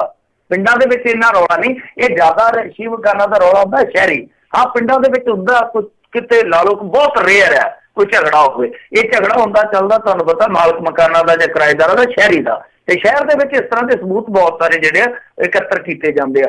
ਬਾਕੀ ਬੈਂਕਾਂ ਬੰਦ ਨਹੀਂ ਹੋਈਆਂ, ਮੈਂ ਤੁਹਾਡੀ ਜਾਣਕਾਰੀ ਲਈ ਦੱਸ ਦੇਵਾਂ, ਬੈਂਕਾਂ ਦਾ ਰਲੇਵਾਂ ਹੋਇਆ ਜਿੱਦਾਂ ਮਰਜਰ ਕਹਿ ਸਕਦੇ ਆਪਾਂ। ਤਾਂ ਅੱਗੇ ਵੀ ਇਹਨਾਂ ਨੇ ਕੀਤਾ ਸੀ, ਤੁਹਾਨੂੰ ਯਾਦ ਹੋਣਾ, ਸਟੇਟ ਬੈਂਕ ਆਫ ਇੰਡੀਆ ਦੇ ਵਿੱਚ ਕਈ ਬੈਂਕ ਮਰਜ ਕਰ ਦਿੱਤੇ ਸੀਗੇ ਇਹਨਾਂ ਨੇ। ਹੁਣ ਮਰਜ ਕੀਤੇ ਪਤਾ ਨਹੀਂ 4 ਕੀਤੇ ਜਾਂ 5 ਕੀਤੇ, 6 ਕੀਤੇ ਆ। ਮਰਜ ਕਰਨ ਦੇ ਪਿੱਛੇ ਵੀ ਇੱਕ ਰਾਜ਼ ਹੁੰਦਾ, ਤੁਹਾਨੂੰ ਪਤਾ। ਮਰਜ ਕਰਕੇ ਇੱਕ ਤਾਂ ਬੈਲੈਂਸ ਸ਼ੀਟ ਜਿਹੜੀ ਆ ਉਹ ਮਜ਼ਬੂਤ ਹੋ ਜਾਂਦੀ ਆ, ਦੂਜੀ ਚੀਜ਼ ਇਹ ਆ ਕਿ ਮੁਲਾਜ਼ਮਾਂ ਦੀ ਛਾਂਟੀ ਕਰ ਦੇਣਗੇ। ਇਹ ਸਿੱਧੇ ਤੌਰ ਤੇ ਸੰਕੇਤ ਆ ਕਿ ਭਾਰਤ ਦੀ ਆਰਥਿਕਤਾ ਜਿਹੜੀ ਉਹ ਕਿਸੇ ਮਜ਼ਬੂਤ ਮੁਹਾਰ ਤੇ ਨਹੀਂ ਖੜੀ, ਬਹੁਤ ਕਮਜ਼ੋਰ ਹੋ ਚੁੱਕੀ ਆ ਅੰਦਰੋਂ। ਜਿੱਦਾਂ ਕਹਿ ਲਈਏ ਖੋਖਲਾਪਾ ਨੇ। 70,000 ਕਰੋੜ ਦਾ ਟੀਕਾ ਹੁਣ ਇਹਨਾਂ ਨੇ ਲਾਇਆ ਬੈਂਕਾਂ ਨੂੰ, ਪਿਛਲੇ ਸਾਲ ਵੀ ਲਾਇਆ ਸੀਗਾ। ਇਹਦਾ ਮਤਲਬ ਹੈ ਕਿ ਬੈਂਕਿੰਗ ਸੈਕਟਰ ਹੈ ਜਿਹੜਾ ਉਹ ਇਹਨਾਂ ਨੇ ਇੰਨਾ ਜ਼ਿਆਦਾ ਖੋਖਲਾ ਕਰ ਦਿੱਤਾ ਵਾ, ਦਵਾ ਕੇ ਪੈਸੇ ਕਾਰਪੋਰੇਟ ਨੂੰ NPA ਦੇ ਵਿੱਚੋਂ ਬਦਲ ਗਏ। ਤਾਂ ਅੱਜ ਦੀ ਤਰੀਕ ਦੇ ਵਿੱਚ ਬੈਂਕ ਜਿਹੜੇ ਉਹਨਾਂ ਨੂੰ ਸੰਭਾਲਣ ਵਾਸਤੇ ਕਦੇ ਨੋਟਬੰਦੀ ਦਾ ਛਣਕਣਾ ਜਿਹੜਾ ਫੜਾਉਣਾ ਪੈਂਦਾ, ਕਦੇ ਆਹ ਬੈਂਕ ਮਰਜਰ ਵਰਗੀ ਖੇਡ ਜਿਹੜੀ ਖੇਡਣੀ ਪੈਂਦੀ ਹੈ। ਇਹਦੇ ਚ ਕੀ ਆ ਕਿ ਜੇ ਤੁਹਾਡੇ ਅਕਾਊਂਟ ਹੈ ਉਹਨਾਂ ਬੈਂਕਾਂ ਦੇ ਵਿੱਚ, ਉਹ ਤੁਹਾਨੂੰ ਕੋਈ ਦਿੱਕਤ ਨਹੀਂ, ਕੋਈ ਪਰੇਸ਼ਾਨੀ ਨਹੀਂ ਹੈਗੀ। ਉਹ ਅਕਾਊਂਟ ਤੁਹਾਡੇ ਉਹਦੇ ਹੀ ਰਹਿਣਗੇ, ਉਹ ਸੇਵਾਵਾਂ ਤੁਹਾਨੂੰ ਉਸੇ ਤਰ੍ਹਾਂ ਚੱਲਦੀਆਂ ਰਹਿਣਗੀਆਂ। ਜੀ ਉਦਾਂ ਇੱਕ ਮਿੰਟੂ ਜੀ ਖਬਰ ਆ ਵੀ ਜਿਹੜੇ ਮੋਦੀ ਦੇ ਪ੍ਰਿੰਸੀਪਲ ਜਿਹੜੇ ਸਕੱਤਰ ਆ ਨਰਪਿੰਦਰ ਮਿਸ਼ਰਾ, ਉਹ ਜਾ ਰਹੇ ਨੇ ਛੱਡ ਕੇ ਉਹਨਾਂ ਨੂੰ। ਹੋ ਸਕਦਾ, ਮੇਰੇ ਕੋਲ ਕੋਈ ਅਪਡੇਟ ਨਹੀਂ ਇਸ ਬਾਬਤ। ਹੋ ਸਕਦਾ ਜਾਈ ਜਾਂਦੇ ਆਈ ਜਾਂਦੇ ਆ, ਅੱਗੇ ਗਏ ਚਲੇ ਆ, ਕਿੰਨੇ ਚਲ ਗਏ ਆ। ਇਹਨਾਂ ਨੇ ਤੇ CBI ਵਾਲਾ ਘੱਲ ਦਿੱਤਾ ਸੀਗਾ, ਇਹਨਾਂ ਨੇ ਤੇ ਉਰਜਤ ਪਟੇਲ ਵਰਗਾ ਘੱਲ ਦਿੱਤਾ ਸੀ। ਹੋ ਸਕਦਾ ਕੋਈ ਚੱਲ ਗਿਆ ਹੋਵੇ, ਪਰ ਅਸਲ ਦੇ ਵਿੱਚ ਦੇਖੋ 100 ਹੱਥ ਰੱਸਾ ਸਿਰੇ ਤੇ ਗੰਢਿਆ। ਜਿਹੜੀ ਇਕਨੋਮੀ ਆ, ਇਕਨੋਮੀ ਦਾ ਸਾਡਾ ਹਾਲ ਹੁਣ ਕੀ ਦਸੀਏ, ਜੇ ਇੱਕ ਦੁੱਖ ਹੋਵੇ ਤਾਂ ਦਸੀਏ। ਆਹ ਤੁਸੀਂ ਹੁਣ ਦੇਖ ਲਓ, ਸਾਡੀ GDP ਹੈ ਜਿਹੜੀ 5% ਤੇ ਆ ਗਈ ਆ। ਆ ਜਿਹੜੀ ਪਹਿਲੀ ਤਬਾਹੀ ਆ, ਅਸੀਂ ਫਾਈਨੈਂਸ਼ੀਅਲ ਈਅਰ ਜਿਹੜੇ 19 ਦੇ ਪਹਿਲੇ ਕੁਆਟਰ ਦੀ ਗੱਲ ਕਰੀਏ 8 ਤੇ ਸੀਗੇ, ਤੇ ਸਰਦਾਰ ਸਾਹਿਬ ਅੱਜ ਦੀ ਤਰੀਕ ਦੇ ਵਿੱਚ ਅਸੀਂ ਜਿਹੜਾ ਕੁਆਟਰ ਆ ਜਿਹੜਾ ਫਾਈਨੈਂਸ਼ੀਅਲ ਈਅਰ 1920 ਦਾ, ਇਹਦੇ ਕੁਆਟਰ ਦੇ ਵਿੱਚ ਅਸੀਂ ਆ ਜਿਹੜੇ ਅਪ੍ਰੈਲ ਦਾ, ਮੇਰੇ ਖਿਆਲ ਦੇ ਨਾਲ ਅਪ੍ਰੈਲ ਮਈ ਜੂਨ ਦਾ ਲਾ ਲਓ, ਇਹਦੇ ਚ 5 ਤੇ ਆ ਗਏ ਆ। ਤੇ ਜੇ ਰੀਅਲ ਆਪਾਂ ਅਸਲੀ ਜੈਨੂਇਨ ਕੱਢੀਏ GDP, ਉਹ ਤੇ 4.5 ਦੇ ਆਸ-ਪਾਸ ਤੁਰਦੀ ਫਿਰਦੀ ਹੋਊਗੀ। ਤੇ ਦੇਖ ਲਓ ਕਿੱਥੇ ਤੇ ਕਿੱਥੇ ਆ ਗਏ। ਜੀ ਜੀ ਬਿਲਕੁਲ। ਅਗਲੇ ਕਾਲਰ ਆਪਣੇ ਨਾਲ ਜੁੜੇ ਨੇ ਮਨਜੀਤ ਜੀ। ਸਤਿ ਸ਼੍ਰੀ ਅਕਾਲ ਜੀ। ਸਤਿ ਸ਼੍ਰੀ ਅਕਾਲ ਰਾਜਵੀਰ ਭਾਈ। ਸਤਿ ਸ਼੍ਰੀ ਅਕਾਲ। ਸਤਿ ਸ਼੍ਰੀ ਅਕਾਲ ਜੀ। ਉਹ ਜਿਹੜਾ 12 ਸਾਲਾਂ ਦੀ ਗੱਲ ਕਰਿਓ, ਮੈਂ ਸਾਰਾ YouTube ਤੇ ਦੇਖਿਆ, ਮੈਂ ਪੜਿਆ ਵੀ ਹੈਗਾ। ਉਹ ਇਹ ਹੈਗਾ ਕਿ ਜਿੰਨਾ ਐਗਰੀਮੈਂਟ ਤੋਂ ਬਗੈਰ ਕਿਸੇ ਪੇਪਰ ਤੋਂ ਬਗੈਰ ਜਗ੍ਹਾ ਦਿੱਤੀ ਹੈ, ਉਹ ਤੇ ਕਬਜ਼ਾ, ਚਾਹੇ ਉਹ ਸ਼ਹਿਰ ਦਾ ਮਕਾਨ ਹੈਗਾ, ਕੁਛ ਵੀ ਹੈਗਾ, ਉੱਥੇ ਤਾਂ ਕਬਜ਼ਾ ਹੋ ਸਕਦਾ। ਜੇ ਤੁਸੀਂ ਐਗਰੀਮੈਂਟ ਸਾਈਨ ਨਹੀਂ ਕੀਤਾ, ਲੀਗਲ ਪੇਪਰ ਕੀਤਾ, ਫੇਰ ਨਹੀਂ ਹੋ ਸਕਦਾ ਉੱਤੇ। ਜੀ ਥੈਂਕ ਯੂ ਜੀ। ਹਾਂਜੀ ਨਹੀਂ, ਮੈਂ ਤੇ ਆਪ ਕਹਿ ਰਿਹਾ ਤੁਹਾਨੂੰ ਕਿ ਐਗਰੀਮੈਂਟ ਤੋਂ ਚਾਹੇ ਤੁਹਾਡਾ ਜਿੱਦਾਂ ਮਰਜ਼ੀ ਕੋਈ ਸਕਾ, ਉਹਨੂੰ ਕਹੇ ਕੋਈ ਫਰਕ ਨਹੀਂ ਪੈਂਦਾ, ਮੈਂ ਪੈਸੇ ਲਾ ਦਿੰਦਾ ਯਾਰ ਐਗਰੀਮੈਂਟ ਤੇ, ਤੂੰ ਨਾਲ ਤੇ ਬੈਠ, ਰਕਸ਼ੇ ਤੇ ਬੈਠ, ਆਟੋ ਤੇ ਬੈਠ, ਮੇਰੀ ਕਾਰ ਤੇ ਬੈਠ, ਕੀ ਫਰਕ ਪੈਂਦਾ। ਤੇ ਜੇ ਕੋਈ ਜ਼ਮੀਨ ਵੀ ਠੇਕੇ ਤੇ ਦਿੰਦੇ ਹੋ, ਸ਼ਾਇਦ ਪੰਜਾਬ ਸਰਕਾਰ ਨੇ ਪਿੱਛੇ ਜੇ ਕੰਮ ਵੀ ਕੀਤਾ ਸੀਗਾ ਕਿ ਇਹ ਵੀ ਐਗਰੀਮੈਂਟ ਬਣਿਆ ਕਰਨਗੇ, ਮੇਰੇ ਖਿਆਲ ਦੇ ਨਾਲ ਉਹ ਵੀ ਬਣਵਾ ਲੈਣਾ ਚਾਹੀਦਾ। ਕਿਉਂਕਿ ਐਗਰੀਮੈਂਟ ਤੇ ਹੁਣ ਜੇ ਅੱਜ ਕੱਲ੍ਹ ਤੇ ਇੱਥੇ ਗੀਤਕਾਰਾਂ ਦਾ ਰੌਲਾ ਪੈਣ ਡਿਆ, ਅਗਲਾ ਗੀਤ ਦਿੰਦਾ, ਉਹ ਗੀਤ ਮੁੜ ਕੇ 5 ਸਾਲਾਂ ਬਾਅਦ ਉੱਠ ਕੇ ਅਗਲਾ ਕਹਿ ਦਿੰਦਾ ਕਿ ਨਹੀਂ ਜੀ ਇਹਨੇ ਮੈਨੂੰ ਦਿੱਤਾ ਕੁਛ ਹੀ ਨਹੀਂ। ਤੇ ਹੁਣ ਗੀਤਕਾਰਾਂ ਨੂੰ ਨਹੀਂ ਲੋਕ ਸਵਾਲ ਕਰਦੇ ਕਿ ਜਦੋਂ ਤੁਸੀਂ ਗੀਤ ਦਿੰਦੇ ਉਦੋਂ ਤੁਸੀਂ ਇੰਨੇ ਆ, ਤੁਸੀਂ ਇੱਕ ਐਗਰੀਮੈਂਟ ਕਰ ਲਓ ਉਹਨਾਂ ਨਾਲ, ਕਿਆ ਭਾਈ ਮੈਂ ਤੇਰੇ ਤੋਂ ਇੰਨੇ ਲੈਣੇ, ਇੰਨੇ ਤੂੰ ਮੈਨੂੰ ਦੇਤੇ, ਇੰਨੇ ਬਾਅਦ ਚ ਦੇ ਦੀ। ਜੀ ਜੀ ਬਿਲਕੁਲ। ਅੱਜ ਜ਼ਮਾਨਾ ਹੀ ਜਿਹੜਾ ਜੀ ਅੱਜ ਕੱਲ ਐਗਰੀਮੈਂਟਾਂ ਦਾ ਹੋ ਗਿਆ ਆ, ਮੂੰਹੋਂ ਕਈਆਂ ਗੱਲਾਂ ਦਾ ਕੋਈ ਅਰਥ ਜਿਹੜਾ ਮੁੱਲ ਆ ਉਹ ਰਿਹਾ ਨਹੀਂ ਆ, ਜ਼ਬਾਨ ਦੀ ਕੋਈ ਕੀਮਤ ਰਹੀ ਨਹੀਂ ਜੀ। ਇਹ ਮੁੱਕ ਦੀ ਗੱਲ ਅੱਜ ਦੇ ਜ਼ਮਾਨੇ ਦੇ ਵਿੱਚ ਇਹ ਹੈਗੀ ਆ। ਅਗਲੇ ਜਿਹੜੇ ਕਾਲਰ ਨੇ ਆਪਣੇ ਨਾਲ ਕੁਲਵੀਰ ਜੀ। ਸਤਿ ਸ਼੍ਰੀ ਅਕਾਲ ਜੀ।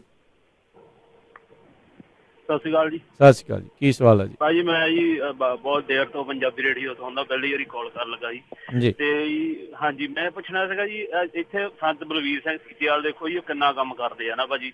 ਉਹਨਾਂ ਨੂੰ ਵੀ ਜੀ RSS ਦਾ ਬੰਦਾ ਕਹਿ ਰਿਹਾ, ਕਦੀ ਕੁਛ ਕਹਿ ਰਿਹਾ ਉਹਨਾਂ ਨੂੰ, ਮਤਲਬ ਇਹ ਜੀ ਸੱਚਮੁੱਚ ਜੀ ਕੋਈ ਕਹਿ ਰਿਹਾ ਜਾਂ ਵੈਸੇ ਜੀ ਮਤਲਬ ਫੇਸਬੁੱਕ ਦੇ ਉਹਦੀ ਪੋਸਟ ਪਾਈ ਜਾਂਦੇ ਜੀ? ਜੀ ਧੰਨਵਾਦ। ਇਹ ਤੇ ਰਵੀ ਸਿੰਘ ਨੂੰ ਨਹੀਂ ਛੱਡਣ ਡਿਆ। ਰਵੀ ਸਿੰਘ ਤੇ ਸਿੱਖਿਆ, ਤੇ ਰਵੀ ਸਿੰਘ ਨੂੰ ਕਿਹੜਾ ਫੁੱਲ ਪਾਉਣ ਡਿਆ।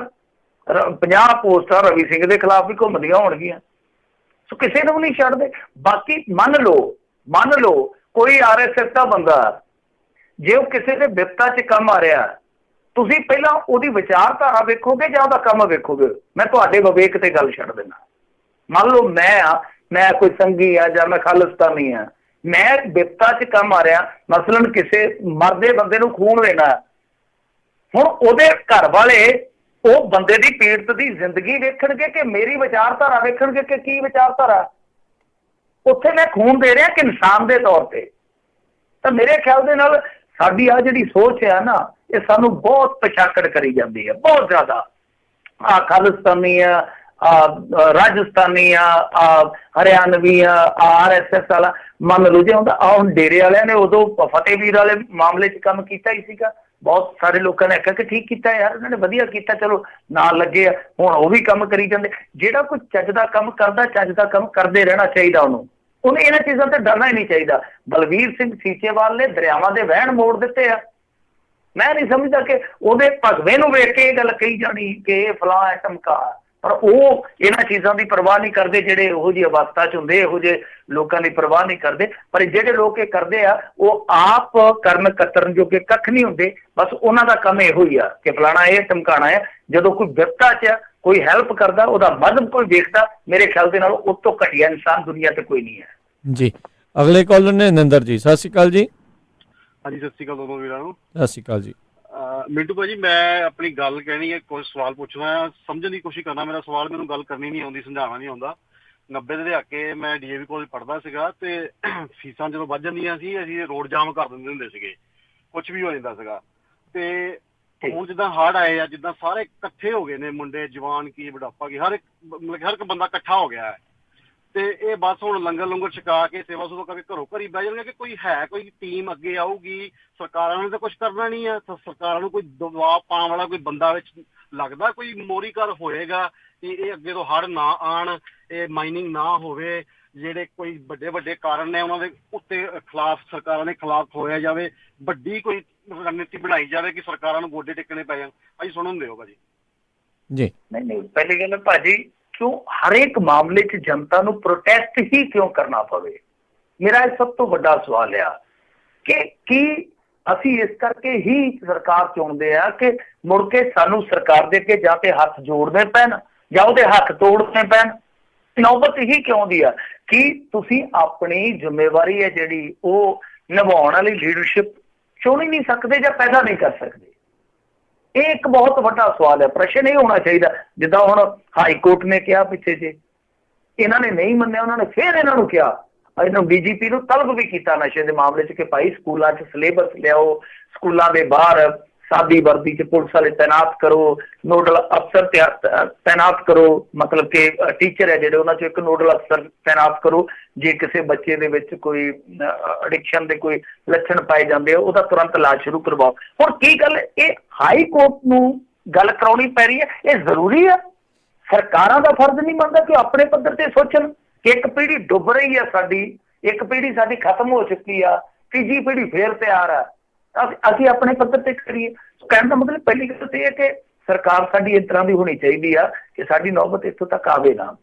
ਔਰ ਦੂਜੀ ਗੱਲ ਇਹ ਆ ਕਿ ਜੇ ਆਪਾਂ ਵੇਖੀਏ ਹੁਣ ਇਸ ਟਾਈਮ ਜਵਾਨੀ ਜਿਸ ਤਰੀਕੇ ਨਾਲ ਕੰਮ ਕਰਦੀ ਪਈ ਉਹ ਸਿਆਸੀ ਪੱਖ ਤੋਂ ਨਹੀਂ ਕਰਦੀ ਪਈ, ਸਿਆਸੀ ਪੱਖ ਨੂੰ ਨਹੀਂ ਜੋੜਨਾ ਚਾਹੀਦਾ, ਉਹ ਕਰ ਰਹੀ ਹੈ ਮਨੁੱਖਤਾ ਦੇ ਪੱਖ ਤੋਂ। ਦੂਜੀ ਗੱਲ ਹੈ ਜੇ ਇਸ ਚੀਜ਼ ਨੂੰ ਆਪਾਂ ਇਹਦੇ 'ਚ ਤੁਸੀਂ ਜਿੱਦਾਂ ਸੋਚ ਕੇ ਚੱਲਦੇ ਹੋ ਕਿ ਅਸੀਂ ਕਿਸੇ ਵਿਰੋਧ ਦੇ ਵਿੱਚ ਇੱਕ ਲਹਿਰ ਉਸਾਰਨੀ ਹੋਵੇ ਤਾਂ ਉਹਦੇ ਲਈ ਫਿਰ ਗੱਲ ਉੱਥੇ ਆ ਜਾਂਦੀ ਲੀਡਰਸ਼ਿਪ ਤੇ।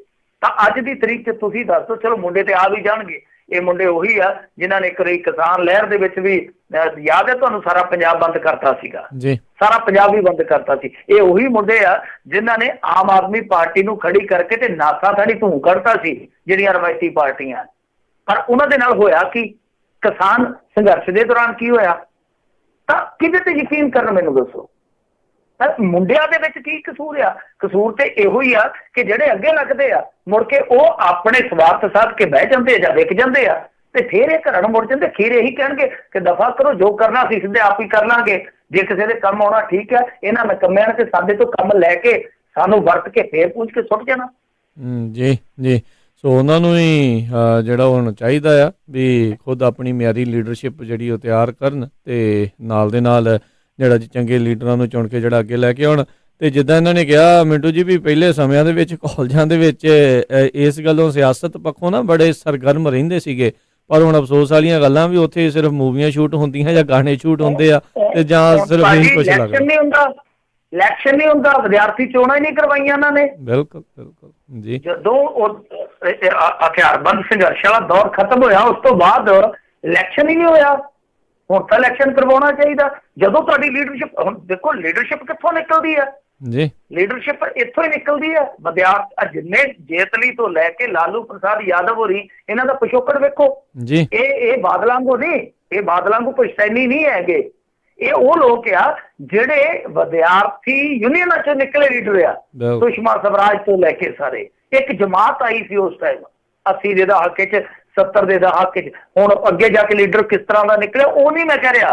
ਤਾਂ ਲੀਡਰਸ਼ਿਪ ਜਿਹੜੀ ਆ ਉਹ ਇਸ ਤਰ੍ਹਾਂ ਪੈਦਾ ਹੁੰਦੀ ਆ। ਤਾਂ ਉਹ ਵੀ ਇੱਕ ਬਹੁਤ ਵੱਡਾ ਸਿਆਸੀ ਤੌਰ ਤੇ ਇੱਕ ਪੈਂਤੜਾ ਹੈ ਕਿ ਲੀਡਰਸ਼ਿਪ ਨਵੀਂ ਉੱਭਰ ਨਹੀਂ ਦਿੱਤੀ ਜਾ ਰਹੀ। ਉਹ ਜਿਹੜੀ ਲੀਡਰਸ਼ਿਪ ਉੱਥੇ ਆਜ਼ਾਦ ਲੀਡਰਸ਼ਿਪ ਨਿਕਲਣੀ ਹੈ, ਉਹ ਨਹੀਂ ਪਾਰਟੀਆਂ 'ਚ ਜਾਂਦਾ ਅਗਲਾ ਫਲਾਣਾ ਯੂਥ ਹੈ, ਟਮਕਾਣਾ ਵਿੰਗ ਆ ਫਲਾਣਾ। ਉਹ ਚੱਲਣਾ ਕਿਹਦੇ ਤਹਿਤ ਆ? ਇੱਕ ਪਰਿਵਾਰ ਦੇ ਇਸ਼ਾਰਿਆਂ ਤੇ ਜਾਂ ਇੱਕ 5-7 ਬੰਦਿਆਂ ਦੇ ਟੋਲੀ ਦੇ ਇਸ਼ਾਰੇ ਤੇ।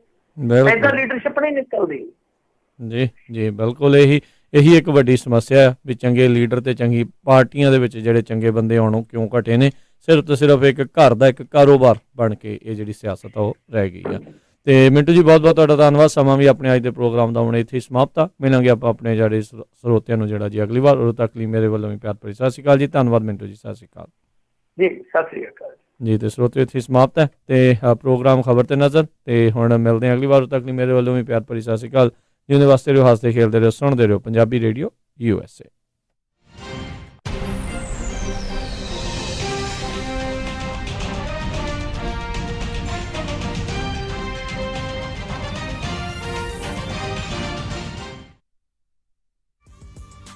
ਕੈਨੇਡਾ ਦੇ ਸਭ ਤੋਂ ਵੱਡੇ used truck sales dealer pride truck sales ਹੁਣ ਕੈਲੀਫੋਰਨੀਆ ਦੇ ਸ਼ਹਿਰ ਸਟਾਕਟਨ ਅਤੇ ਫੰਟੈਨਾ ਦੇ ਵਿੱਚ 2 ਵੱਡੀਆਂ ਲੋਕੇਸ਼ਨਸ ਖੋਲ ਚੁੱਕੇ ਹਨ। ਇਹਨਾਂ ਕੋਲ ਹਰ ਮੇਕ ਅਤੇ ਮਾਡਲ ਦੇ ਟਰੱਕ ਟ੍ਰੇਲਰਸ ਦੀ ਇਨਵੈਂਟਰੀ ਹੈ। In house financing, zero down ਜਾਂ ਲੋ ਡਾਊਨ ਤੇ ਵੀ ਛੋਟੀਆਂ